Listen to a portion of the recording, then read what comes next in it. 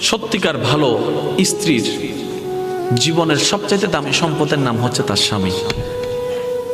মাকে, বাবাকে, পরিবারকে সব কিছু ছেড়ে ওই স্বামী নামক শব্দটাকে খুশি করার জন্য সবকিছু ছেড়ে অচেনা এক পরিবারের মধ্যে চলে আসে। সুবহানাল্লাহ।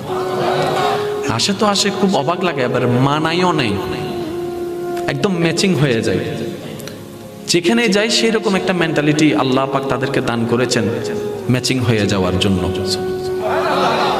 একজন সত্যিকার ভালো বউ তার জীবনের সবচেয়ে বড় নিয়ামত মনে করে দুনিয়ার তার স্বামীকে। কারণ সবাই তার সাথে বেঈমানি করবে, আমার স্বামী কখনো আমার সাথে বেঈমানি করবে না।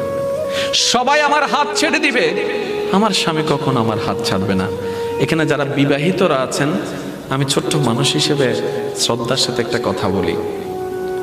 এক ঘরের নিচে থাকলে, একই ছাদের নিচে থাকলে অনেক কিছুই হবে। মন মালিন্য পক্ষে